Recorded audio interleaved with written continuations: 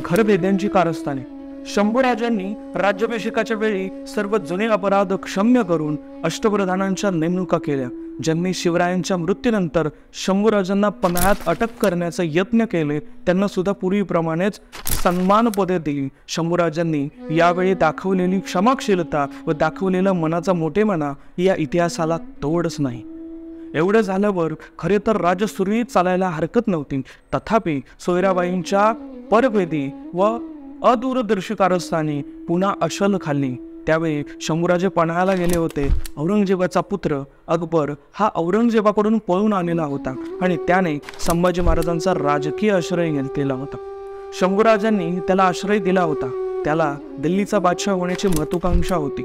शंभूराजांनी अनेक वेळा त्याला मराठी सेनासोबत देऊन उत्तरेकडील भागातून स्वाऱ्या करण्यास प्रेरणा दिलेली होती, पण तो औरंगजेबाची पाताळ यंत्रित सेनेपुढे टिकाव धरू शकणे अशक्य होते.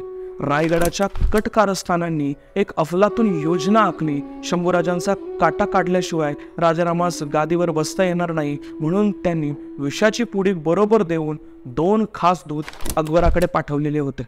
अकबराने या कामात सहकार्य देऊन शंभूराजाला वीस घालावे म्हणजे मराठे सर्व शक्तीनिशी त्याच्या पाठीशी उभे राहतील आणि स्वराज्यातील मोठा हिस्सा अकबराला देतील अशी हमी या पत्रात देण्यात आली होती.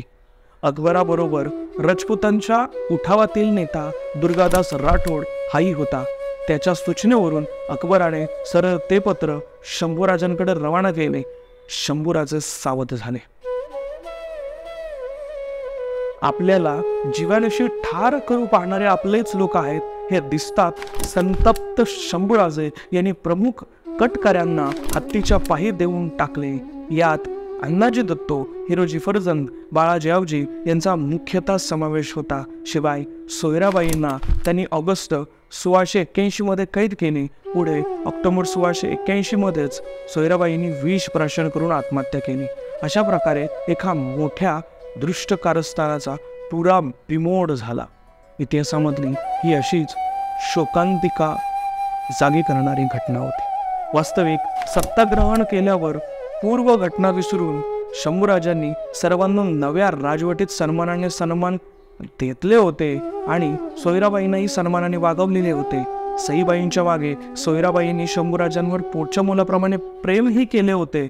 युवराज म्हणून शंभूराजांचं नाव उषित झाले तेव्हा त्या त्यांच्या जवळच बसल्या होत्या. तेव्हा राजाराम 4 वर्षाचे होते.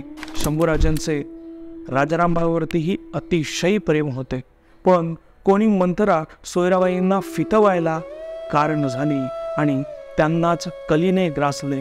कोण जाणे स्वपुत्र प्रेमाने त्या अंध झाल्या होत्या. आपल्या महाराणी पदाच्या जोरावर त्यांनी अशी कारस्थाने केली. आपल्याबरोबर काही लोकांना त्या नाचवीत होत्या.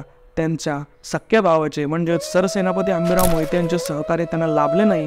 इतकेच नव्हे तर त्यांच्या स्वामी निवेशल सोयराबाई खात्री होती तरी विनाशकाले विपरीत बुद्धी असे म्हणतात तेच खरे. स्वराज्याच्या सम्राटाला भामे देण्याच्या महापापाबद्दल 5 लोकात त्यांना स्वहस्ते मृत्यूची शिक्षा भोगावीच लागली. या साऱ्या प्रकरणात बाळाजी आवजीसारखा निष्ठावंत चिटणीस मात्र स्वामीनिष्ठेपायी अकारण भरडला गेला. ही गोष्ट येसूबाईंनी शंभूराजांच्या नजरेस आणून देताच त्यांना अतोनात दुःख झाले. महाभारत कौरवांपैकी एक विकीर्ण याला ठार मारल्यावर भीमसेनाला असेच दुःख झाले होते.